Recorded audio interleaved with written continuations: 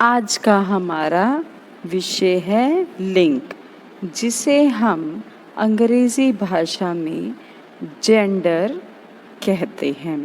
तो आइए सबसे पहले हम समझते हैं इसकी परिभाषा। जो शब्द स्त्री या पुरुष का बोध कराता है उसे लिंग कहते हैं। लिंग में हिंदी में लिंग के दो भेद हैं। आपने संस्कृत वाला याद ना करके हिंदी में ध्यान रखना है। पुल्लिंग, जो पुरुष जाति का बोध कराए। दूसरे शब्दों में लिंग से तात्पर्य है कि भाषा के ऐसे प्रावधानों से जो वाक्य के कर्ता स्त्री पुरुष होने के अनुसार बदल जाते हैं। विश्व की लगभग 1/4 भाषाओं में किसी न किसी प्रकार की लिंग व्यवस्था है।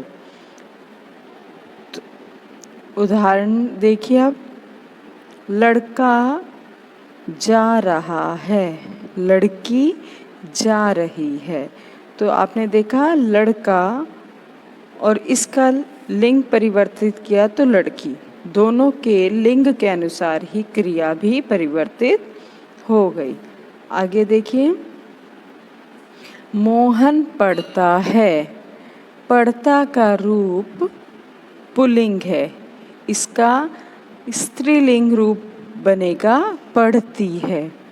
गीता गाती है, यहाँ गाती रूप स्त्रीलिंग है। इस प्रकार लिंग का प्रभाव क्रिया पर भी पड़ता है। लिंग के मुख्य हिंदी भाषा में लिंग के मुख्य दो भेद हैं, पुल्लिंग स्त्रीलिंग। स्त्रीलिंग नहीं, स्त्रीलिंग।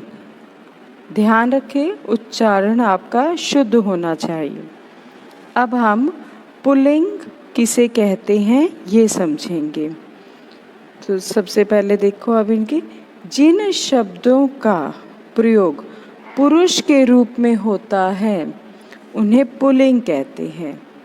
यानी वे संज्ञा शब्द जो हमें पुरुष जाति के व्यक्ति वस्तु आदि का बोध कराते हैं वे पुल्लिंग शब्द कहलाते हैं। जैसे बकरा, घोड़ा, लड़का, आदमी, शेर, हाथी, बंदर, शिशु, पत्रकार, राजा, राजकुमार, कपड़ा, रबड़, शहद, सोना।